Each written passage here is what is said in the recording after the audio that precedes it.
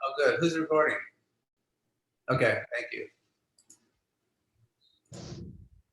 The webinar is now live. I have one attendee, 2, 3, 5. So I know it worked. Okay, we're at 7. We can see it. Okay, sorry. Thought you wanted to blow by. I'm gonna wait till we get to 1,000 attendees before we start.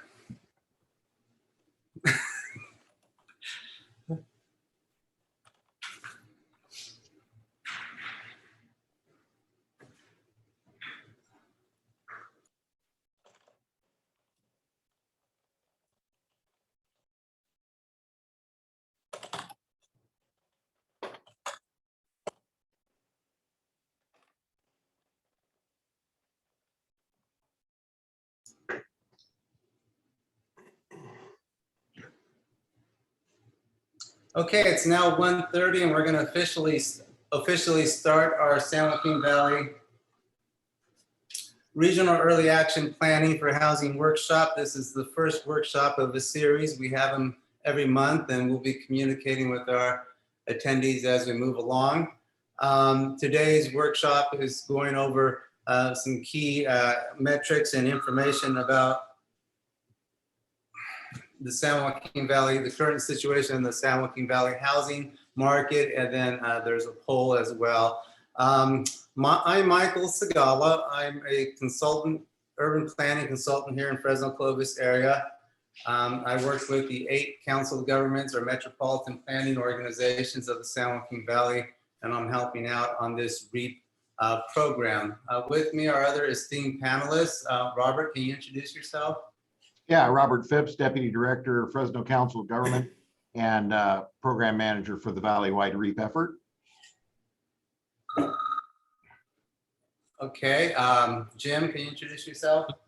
I'm Jim Harnish. I'm the principal and owner of Venture Harnish and leading part of the planning team to prepare the Valley-wide housing report that we'll talk about in a little bit. Okay, and Ron? Good afternoon. I'm Ron Whitmore, a principal with Ramey and Associates, partner with Mintier Harnish on this comprehensive housing report for the San Joaquin Valley. Okay, Aram? Yes, hello, I'm Aram Kamali. I'm a planner with Ramey and Associates, working on the REAP effort. Okay, and our last panelist?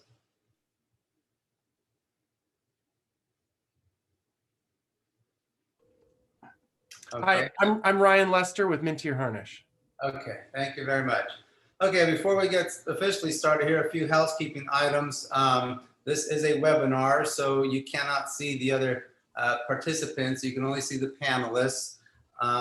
We are recording this. We will post this and all the PowerPoints and information that you see on the website onto our San Joaquin Valley REAP website that you all get information about by email. We have 3 ways of communicating throughout this webinar. We will take natural pauses after segments for questions and answers. If you need to ask a question verbally, feel free to raise your hand and we will unmute you and call to you as appropriate. If you are a little shy and just want to ask the question written wise, you can use the question and answer feature, and myself or one of the panelists we'll get back to you. And you can also use chat for the entire group or individual people as well. But we prefer you use the raised hand and the question and answer mode throughout this webinar. This webinar is 1 hour. It will go till 2:30. So we appreciate you taking the time and logging in. So myself and Robert from Fresno COG will give an overview of the REAP program for the Valley first, and then we'll move into the consultants working on a comprehensive housing report for the Valley, which is Mintier Harnish and Ramey and Associates who are working on that report. As a background, AB 101 was a major legislative action that established the REAP program. It gave money to all the regional planning agencies of the state and the San Joaquin Valley. 8 of them collectively have received partially $18.9 million for this. This is a new type of approach working on housing. As you know, each regional planning agency, every city of the valley works on housing, but in terms of 8 counties collectively working together on housing, this is a first. To accomplish that, one of the things that unique to our region is we had to establish a 24-member REAP committee for housing to help establish policies and help guide us through this process that will run through December 2023. Robert? Yeah. So this slide shows you exactly who sits on that committee for each county. As you can see, 3 members, most of whom are elected, although not all, depending on the county. And those were selected through the city selection committee process that is run through each COG in each county. Go ahead. So there are fundamentally in the San Joaquin Valley, there are 3 primary work areas, if you will, groupings that the money is falling into. The first of which is the immediate RHNA process, the regional housing needs assessments, specifically developing an improved methodology, not just conducting RHNA, but an improved process for RHNA for the 6th cycle, which of course is anticipated to be considerably larger based on what we've seen elsewhere in the state, thought to be much larger than what we've seen in previous cycles, although we have not yet received official numbers from HCD on the housing allocations by county yet. Those will be coming pretty much this fall, winter. And we do anticipate those to be anywhere from 1.5 to 3 times as large as they have been in the past. The sub-allocations to jurisdictions, probably the largest single funding category, that's where most of the money will flow, is either direct or indirect sub-allocations to each county. And then about a little more than a quarter of the funding for valley-wide work efforts that entail valley-wide deliverables, activities, and tasks. And that's one of which we're here to talk about today, the very first one, which is the valley-wide comprehensive housing report that Michael mentioned. Go on. Yeah. So for the funding distribution, in terms of that funding that is not set aside for valley-wide activities, which you can see in this table, about 5.47 million for the valley-wide. All the rest of the money is set aside on a pro rata basis by county, based on population. So this is the breakdown of that. And the funding has come to us basically in kind of 3 tranches, if you will. The first 2 were combined into a $10.2 million deposit, effectively that came to us in one lump sum. But what we already know is that that's not going to happen for the remaining 8.7 million. That money will be given to us on probably a revolving fund basis. We have not hammered out all the details of that yet with HCD, but we anticipate that it will be on kind of a revolving fund basis. We spend 25% or 50% and then seek the rest of it. Go ahead, Michael. So in terms of the sub-regional priorities, each planning agency is responsible for determining the amounts and the how they're going to handle both their own RHNA efforts as well as the jurisdictional sub-allocations. That is to say that they can set up any program for sub-allocations that they choose to set up as long as the money is being sub-allocated.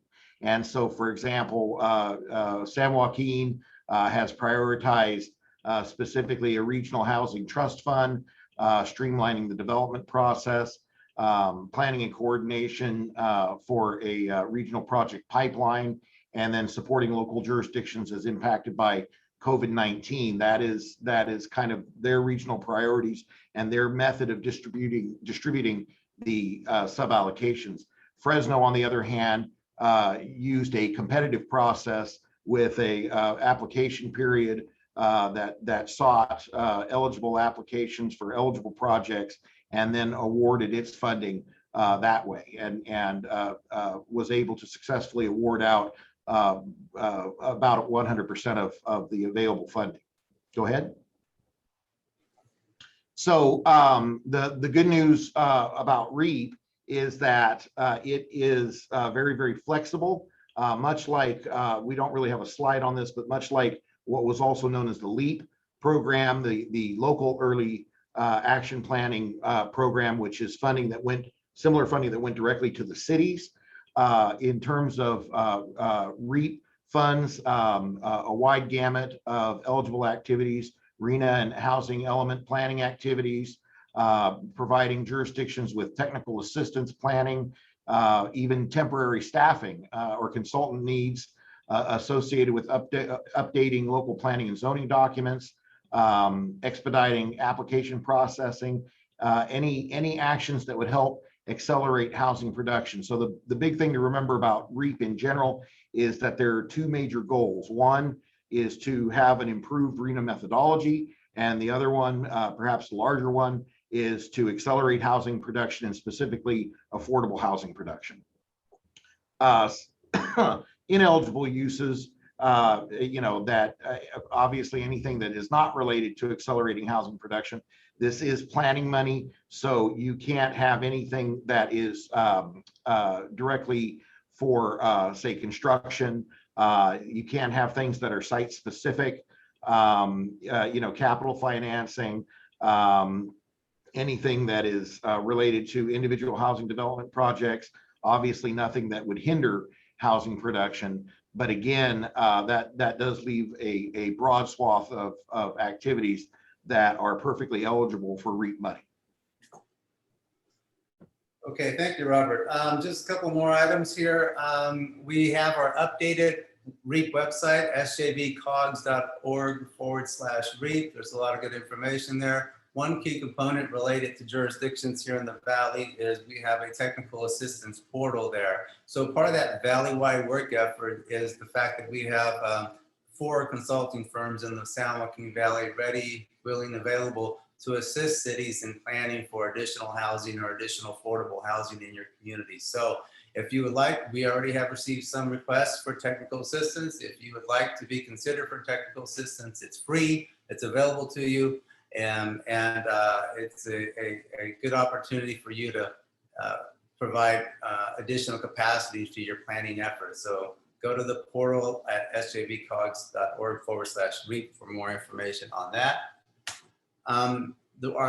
This is the first of our mini workshop series for the Valley, once a month. So next month it's accessory dwelling units, pro housing, RENA, and so forth. So you receive information through constant contact and direct emails from me on this, so continue to look out and register for those. Here's the save the date for our next workshop on Tuesday, August 27th. This one is going to be at 11:30 a.m. and we'll be sending information out as well. Accessory dwelling units, that's when you have a little additional home on your property. Lots of cities are gearing up to do this, and this is a good way to meet your housing numbers in the future, so you don't want to miss this workshop. For more information, there's Robert and myself's contact information. And then we encourage you to also work with your partners at every COG or regional planning agency or metropolitan planning organization. These are the contacts there as well. So all this information will be posted on the REAP website. So I think that Many of whom are on this webinar right now. Many of whom are on this webinar, yes. So that concludes the sort of overview of REAP. I'll pause momentarily and check for questions or chat. I don't see any hands raised. Let's see. Okay, so I think we're okay to proceed. Go ahead, Material Harnish and Ramey Associates. Michael, could you stop sharing? Sure. Thanks. Thank you, Michael and Robert. Thank you, Aram. Good afternoon. Again, I'm Ron Whitmore, a principal with Ramey Associates. Thank you for participating in this short workshop today. As Michael noted, I'm part of a team, next slide please, that is focusing on an initial valley-wide REAP effort, policy and strategy recommendations to improve housing production in the valley. You already met some of the team members, Jim and Ryan from Mintier Harnish and Aram from Ramey and Associates. Several other firms are also part of our team. First, let me briefly summarize what we're focusing on today. Knowing that some of you may have heard a lot about housing elements and RHNA, but may still have some questions about how they'll affect your community, we'll first give you a very short introduction. I'll then turn it over to Jim, who will briefly summarize the work we're currently doing, which is designed to support your local efforts. Jim and I will then share with you some of our initial findings, both from outreach we've completed and our preliminary review of housing data in the region.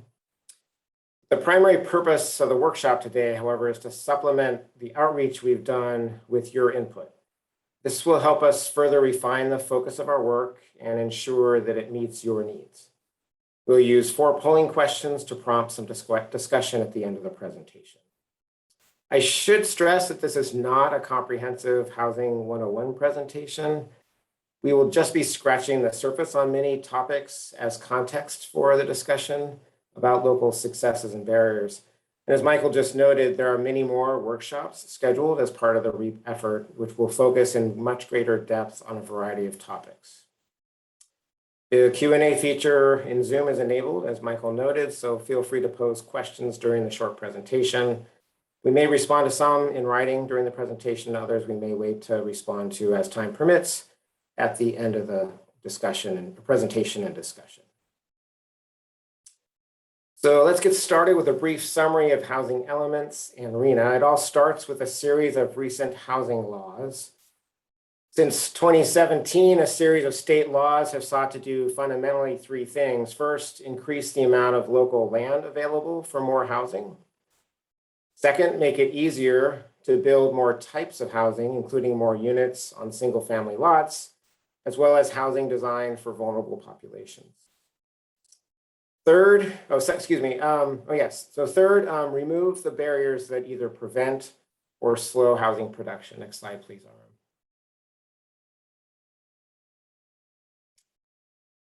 Housing elements are designed to help achieve each of these goals. In California, all local jurisdictions are required to have general plans, and those community plans are required to have certain elements or chapters that focus on particular topics. Housing is one of those topics, but unlike other general plan elements, housing elements are governed by specific requirements, must be updated on a schedule, and must be certified by the state. The housing elements in the San Joaquin Valley are all due in either late 2023 or early 2024. In addition, cities and counties that don't comply may be sued or lose eligibility for state funding. You likely hear a lot about RHNA in the context of housing elements. RHNA is short for Regional Housing Needs Allocation. The goal of RHNA is to ensure that cities and counties have enough developable sites to accommodate the houses needed for their residents. 3-step process results in your community's local RHNA, the number of housing units you need to plan for. And Robert already covered a bit of this. We're expecting the numbers from the state sometime later this year. Each region then within each COG within the region will then allocate housing units to individual cities and counties, at which point in each local government's housing element, they need to identify enough housing sites to accommodate the allocation from the region. The councils of governments in San Joaquin Valley are already in the process of developing the methodologies for making their local allocation. As mentioned earlier, housing elements are designed to advance all 3 state goals: provide housing sites, remove barriers to housing production, and diversify housing types. They do this in 2 ways. First, at the parcel level, they identify enough buildable sites for the number of housing units allocated to the community. And then they also identify specific strategies for reducing barriers. Next slide, please. And diversifying housing. A handful of examples of those strategies are listed here. I'm now going to pass the baton to Jim, who will explain what we've been doing to support your local efforts. Great, thanks, Ron. Good afternoon, everybody. Thanks for joining us to hear a little bit about what we're up to on the Valley-wide housing work. One of the primary underlying purposes of this Valley-wide housing report that we're preparing is to provide a resource for city and county planners as you prepare your housing elements, as Ron just talked about, and also to develop housing strategies and implementation programs to address some of these housing issues, which are increasingly difficult. The Valley-wide housing report is made up of several pieces, actually 4 different sections. The existing conditions report will provide some data sources or resources as you prepare preparing your housing elements, some background information. Second piece is we'll be doing an overview of the general plans, housing elements, and zoning codes throughout the Valley, looking at success stories, identifying key pieces that have been successful in the past in the Valley. Third is looking at impediments to housing production. And this is a very broad topic and challenging topic, as we all know. And then finally, try to take a look at best practices, solutions and approaches to addressing the housing issues in the Valley. And then we'll wrap all of this up in the final report and recommendations for moving forward. And the report, our efforts will be completed by the end of this calendar year, December 2021. So this will be a resource as many of you start moving forward with your housing elements in next year. We've done and are in the process of doing outreach in the Valley to get a better understanding of experiences, ideas, and recommendations for the work that we're doing.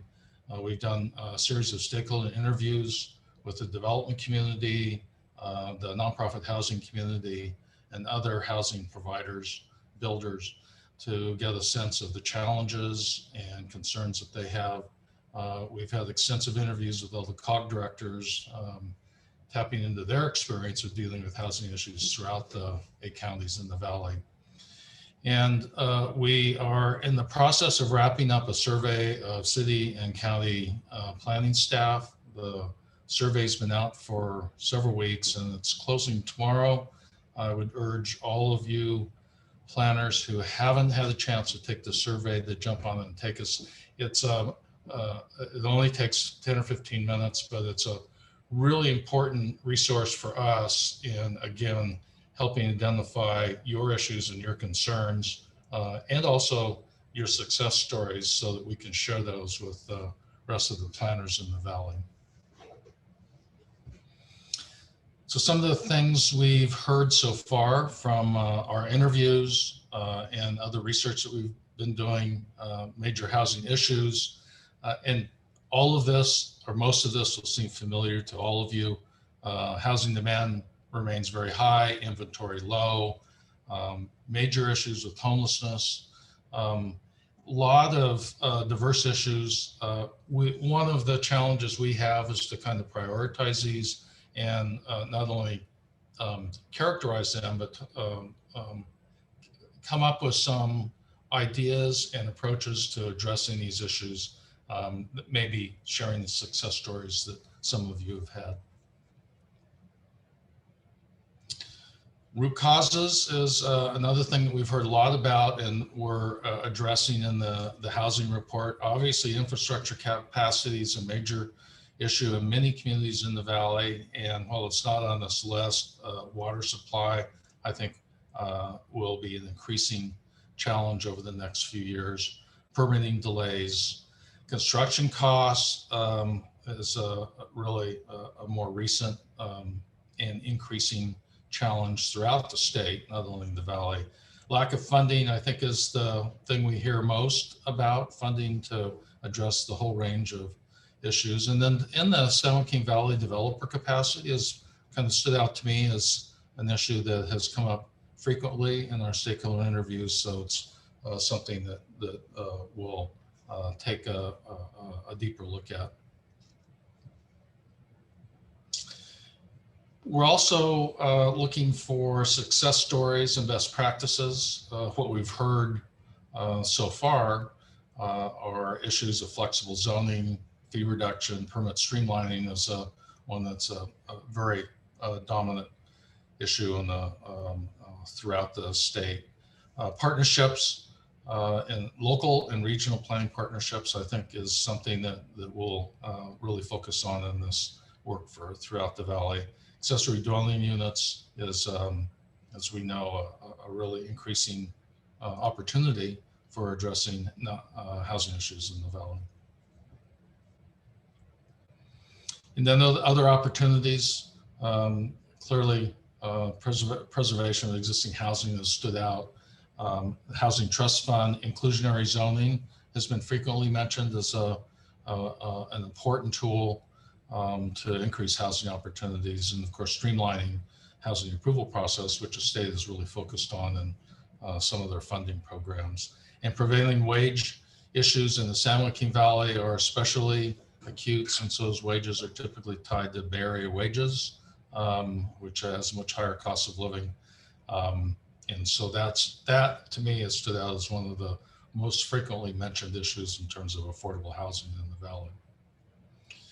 And that's just a quick overview of what we're working on. Hopefully you'll be able to help us with taking the survey, and over the next few months you'll be hearing from us in terms of rolling out the results of this work. We'll be conducting a series of webinars towards the end of this calendar year to present the results of our work and the next steps that are being led to it by the work. So back to you, Ron. Great, thank you, Jim. And also just as a reminder, at the end of this presentation, we'll be asking you all about housing issues, barriers, and successes. We really want as much input as we can get so that we're sure to deliver a product that serves local needs. Though our work isn't yet complete on the existing conditions report, Michael asked that we give you a preview, a bit of a teaser of some of the data we've been compiling, which Jim referenced in his overview of our work product. Our report will include local, county, and regional profiles, along with a discussion of trends. The profiles will include a variety of demographic, economic, and housing data supported by graphs and maps. And again, I should stress that this short synopsis or summary of highlight of a few data points is by no means comprehensive. Today, I'm only going to share a small sampling of some of the regional data that we're compiling.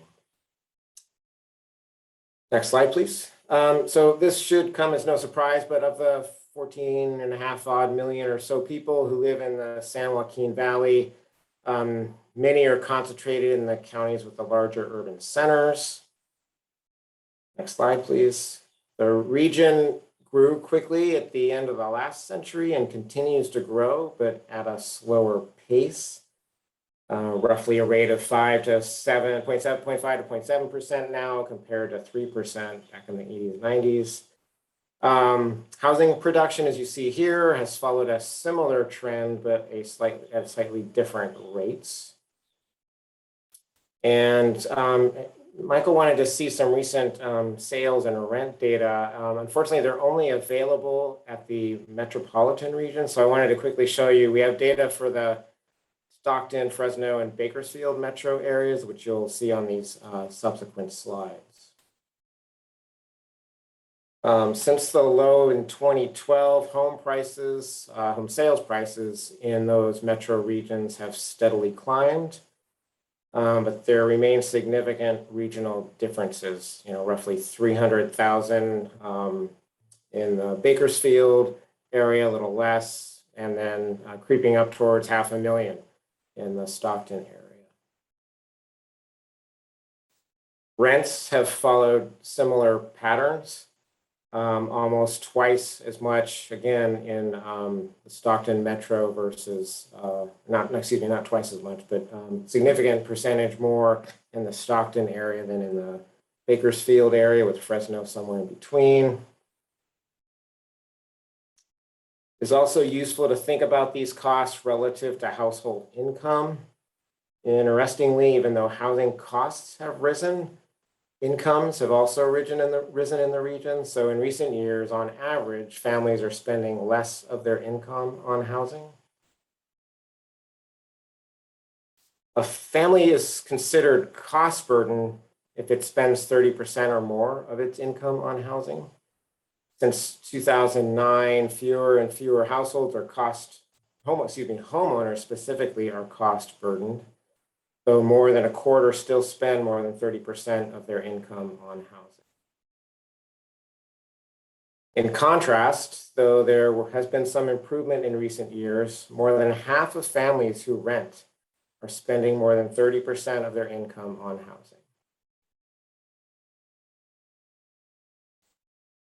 Again, one of the main purposes of today's workshop is to hear from you. So insights from your experience at the local level will improve our work and ensure that it meets our needs. We have 4 questions for you about the challenges you face, the successes you've had, and what you think will work best in your community. Next slide, please, Arm. So we're going to ask about issues, barriers, solutions, and what you think will work in the future in your community to address housing challenges and build more housing. Next slide, please. We're going to use an online polling system called Mentimeter to help on your computer, or you can use a mobile device like your phone.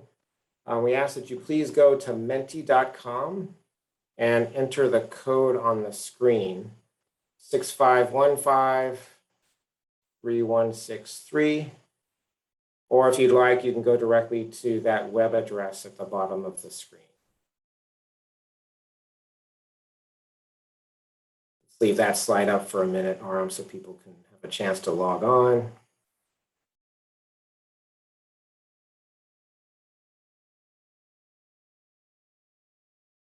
Aram, is it easy for you to copy the web address and code into the chat so people can copy paste it from there? I can do that. Thank you.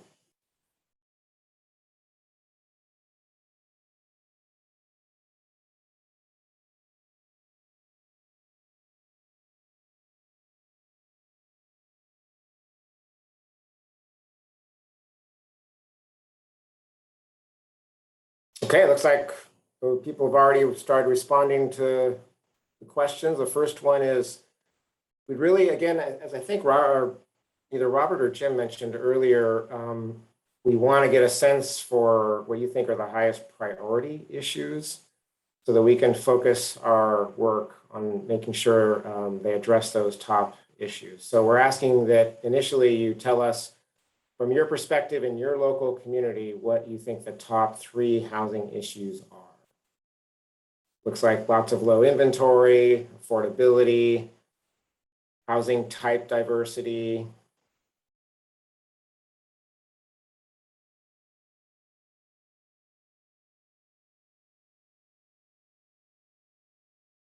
We have about 24 attendees, so when we get up at around 20 or in the vicinity, probably can move on to the next question.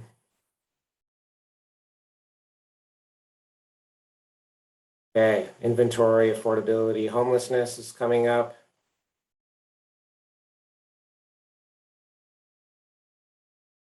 This is a good time too, if you'd like to either elaborate on any specifics in your community in the chat if you'd like, or use the Q&A. That pretty good response there, Aram?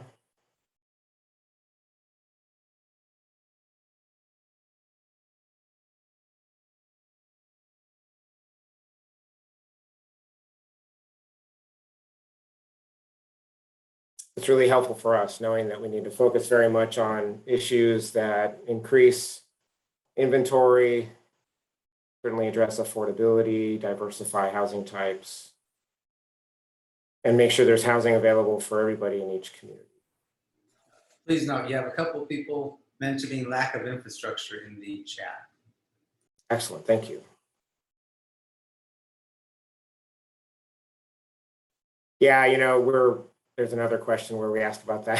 So yeah, thank you though. Any comment at any point is very helpful, thank you.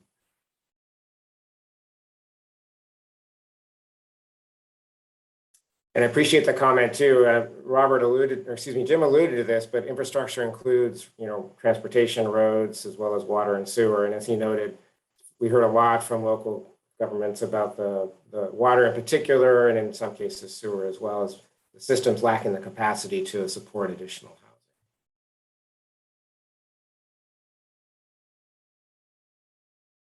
We're getting pretty close, Arm. I think we can move on to the next question, maybe.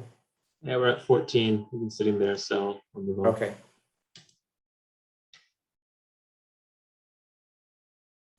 So similar, but a little different from the first question. So we asked about issues generally. Now we'd like to get your input specifically on what you think the barriers are to housing, to affordable housing production. What's getting in the way? And this is where we had put in infrastructure. So you noted infrastructure in the other question. Feel free to add it again here.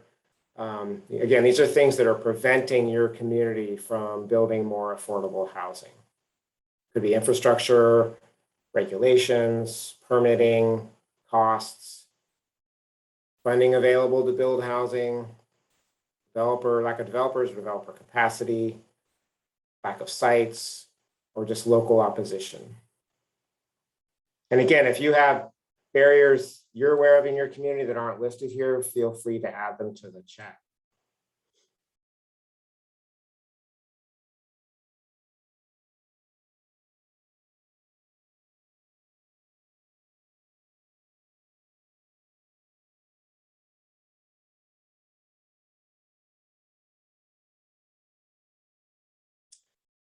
In our COG interviews, when asking about developers, several folks we talked to mentioned that they have very high capacity housing agencies and nonprofit partners. They had a very limited number of them, and their capacity as small organizations was limited in terms of production. So if anyone has any comments specific to the types of developers that you lack, market, affordable, nonprofit, that's a useful insight as well. Add that in the chat if you'd like. Likewise, if there's specific types of infrastructure that people find challenging, water versus sewer, sewer versus transportation, those sorts of insights, if you'd like to share them in the chat, would be very helpful. Ron, do you mind if I put a plug in here real quick, given the trend that we're seeing with infrastructure, that Sure. the valley-wide, some of the valley-wide activities for which we do have funding includes technical assistance for infrastructure planning.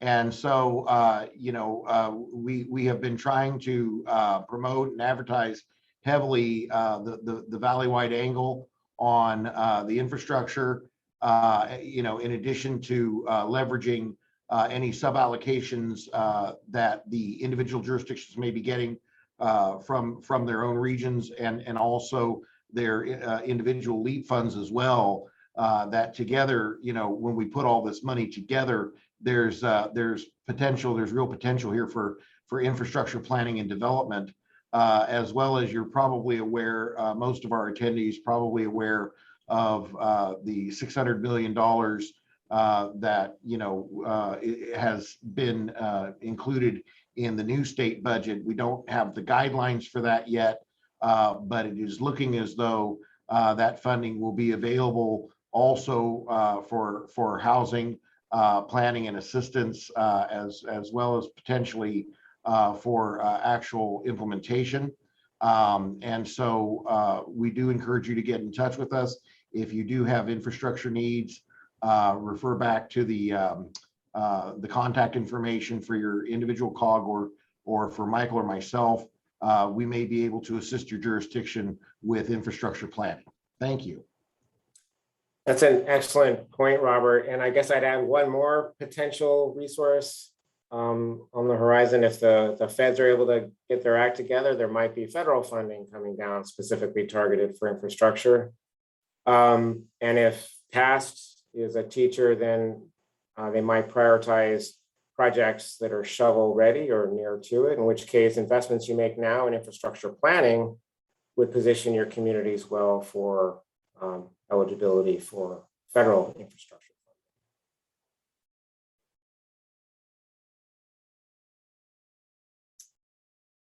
Okay. Are we doing, were we back at that kind of 15 to 20 range, Aram? We're at 13. Okay. All right, why don't we go ahead and move on to the next slide. Again, these are designed in part to inform and get us some prioritization from you, but also prompt some discussion. So we should leave some time for Q&A and discussion as well. So third of 4 questions. So thinking about your community or communities you're familiar with, if you happen to work at the regional level, we'd like to know what strategies have been used successfully. So what has your community done to address the housing challenges or barriers that we just discussed? Land use changes, zoning flexibility, using fees, streamlining permitting. I know from talking with COG staffs that there's mixed results in terms of regions eligibility and or competitiveness for funding, grants specifically. Using impact fees to expand infrastructure. Other communities have found it helpful to reduce fees as an incentive for development.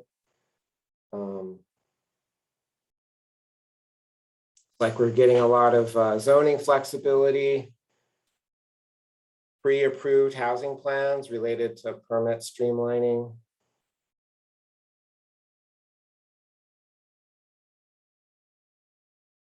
Again, if people have specific examples or whether it's grants they've successfully received, approaches to zoning flexibility they've implemented, or other examples, feel free to share in the chat.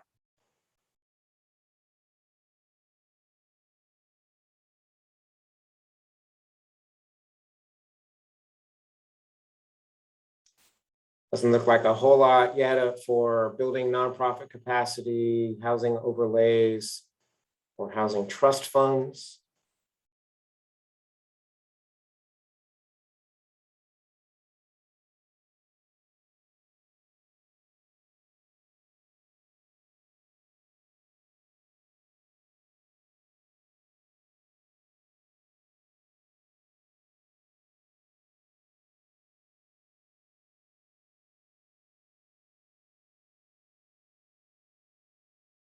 Okay, Aaron, why don't we go ahead and go on to the 4th question, and we'll have 10, 15 minutes at the end for Q&A and discussion. So final question, thinking ahead, thinking about what's next for your community, of the following strategies, and these are the same strategies we just asked you about whether your community has already implemented them. Think about what you haven't yet done and identify those you think are most feasible for your community in the future. Which strategies do you think would work well or are appropriate in your community and would be implementable in your community? Again, we're asking because we'd like to make sure the work we're doing informs work that you may do in the future as well. And so the extent that we're aware of where you think, what direction communities are going, we can tailor our work accordingly.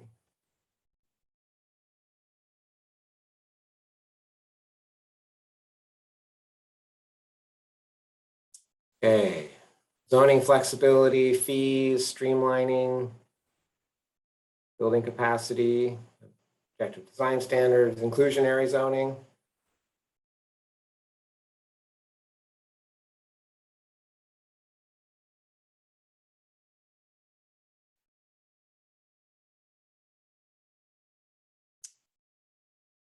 Accessing more grant funding.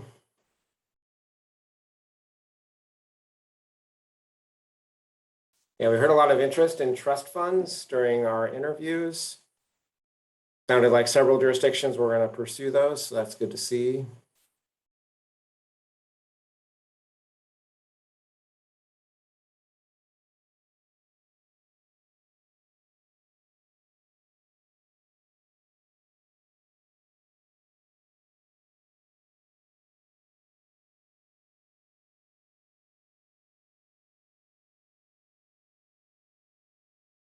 Okay, zoning flexibility is a popular one, grant funding, and then a whole variety of others. Excellent.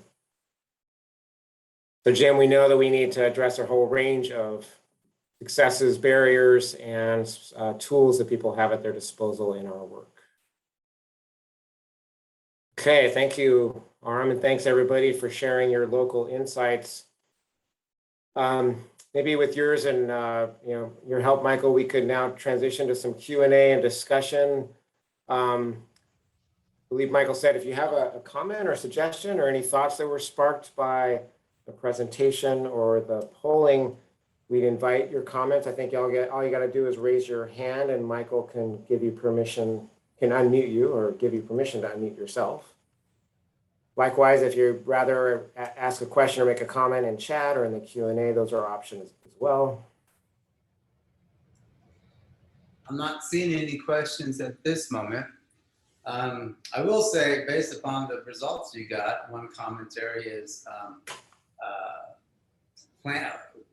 money versus planning issues is more important here. The lack of infrastructure, money for housing, money for infrastructure seems to be a lot more pressing than the lack of land use changes to accommodate more housing, at least right now. Yeah, and that's consistent with what we've been hearing from our stakeholder interviews as well. So.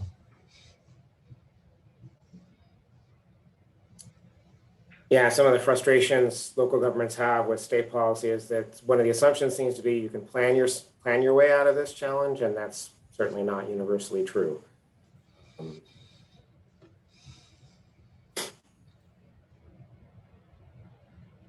Yeah, I'm curious as to whether the group thinks that in San Joaquin they're looking at a regional housing trust fund. Might that be a solution either on a county by county basis or in the valley? Is that something that is viable, and practical on the ground and politically? I don't know the answer to that, but that's certainly one idea that has been floated multiple times. And of course, the REAP funds do not allow for funding, actually funding a housing trust fund. They could help establish one. Another issue is developer fees, although I did not see that as being a particular concern, but setting aside helping to offset developer fees was another early issue for several jurisdictions, as I understood it.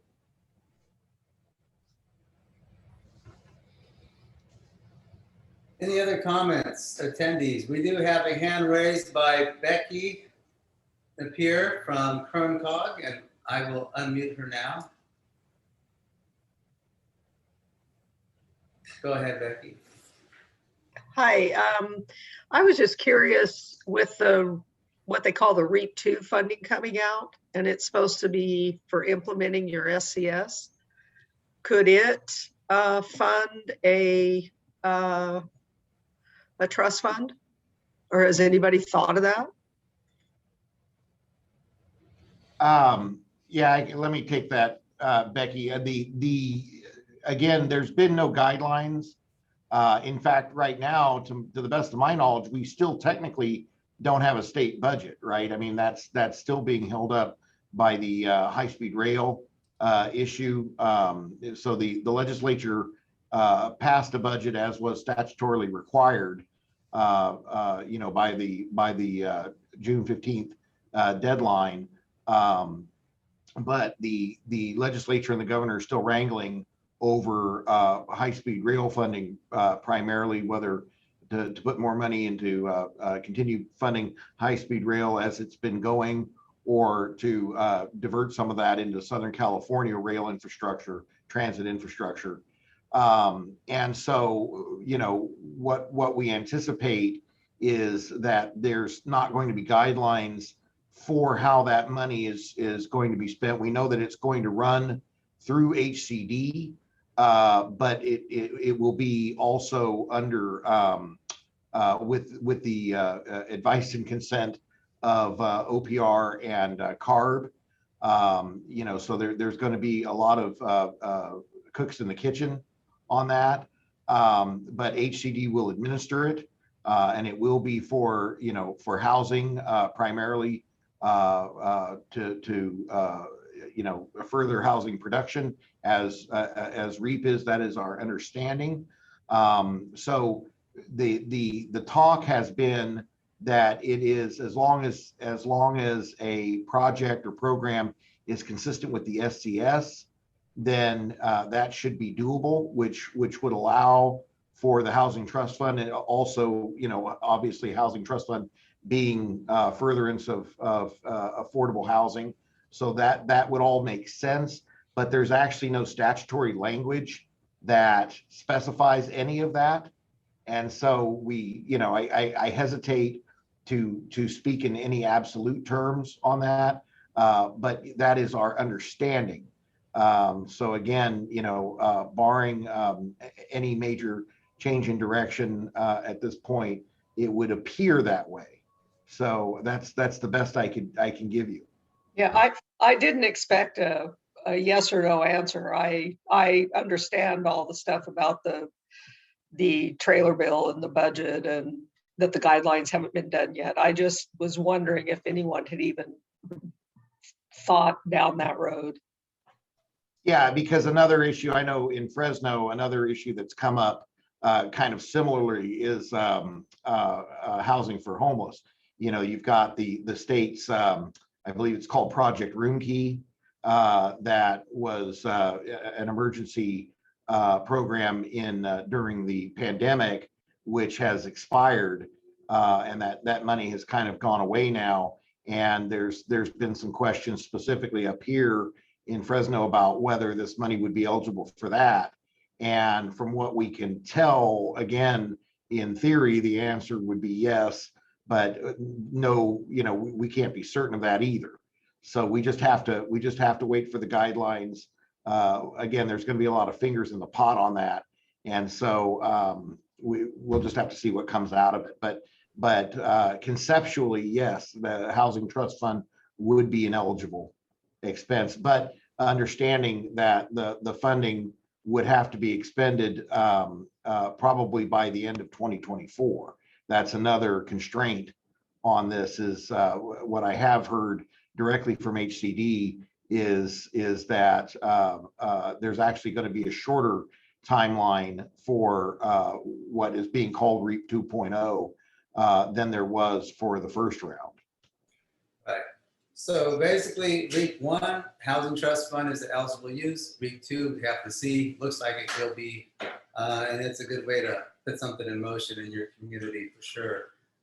Sam Becker from StanCog has his hand raised, and I will allow him to talk now. Can you all hear me okay?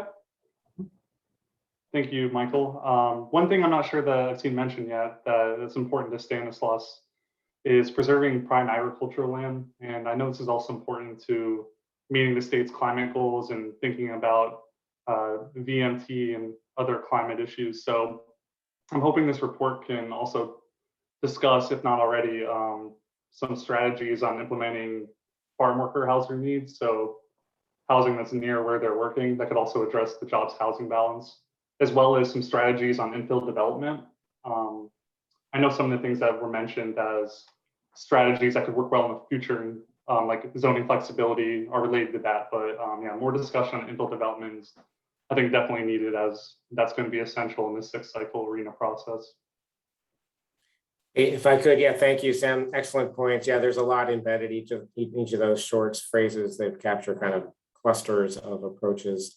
To your point on kind of sometimes competing priorities, lowering VMT versus preserving ag land versus providing housing options. It's an excellent point as well. We heard a lot about that in our interviews so far. And yeah, we'll definitely speak to that. Today, we wanted to focus somewhat specifically on housing production, but yes, that is part of what we're doing, and really helping communities understand different ways in which to balance what are sometimes state goals that can be at odds, right? So excellent points. Thank you.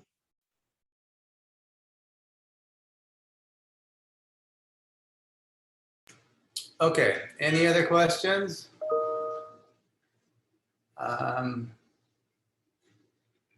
like we don't have any other questions. We don't have anything in questions and answers or chat. Panelists, any last thoughts? Just want to really thank everybody for participating and sharing your input. It was very useful for us. As I think everybody mentioned previously, stay tuned. More is coming. You've got great workshops coming up. I think Michael again kind of summarized for you, and more from us on the housing report to come. Jim, anything else to add? Yeah, I'd just like to put a last pitch in for the city county planner survey. Those of you who either are planners or know folks, please log on and take the survey. If you don't have the link, Michael can provide that to you. Just contact Michael Segala and he can provide you the link. We're really depending on feedback from you to help us zero in on the key issues and success stories. And we want to hear from you. So encourage you to, thank you. Yeah, and then again, I would just like to one last plug for technical assistance. If any of the individual jurisdictions have concerns that they would like, we may be able to assist with on a valley-wide basis, you're welcome to turn to your individual region, and they can get in touch with us, or you can contact us directly. We probably better if you go through the region initially, at least, but certainly happy to work with you and through the region to get you as much assistance as possible to address a lot of these issues, and particularly again with the infrastructure planning. We know that is a major concern for a lot of our valley jurisdictions, and they could use the help. So that's what we're trying to do. Just let us know what you need, and we'll do our best to be there for you. Thank you so much. All right, well, thank you everyone, all the panelists and the attendees, and hopefully we'll see you on Tuesday, August 24th at 11:30 for our next workshop. So have a great day and rest of the week here. Panelists, can you stay on?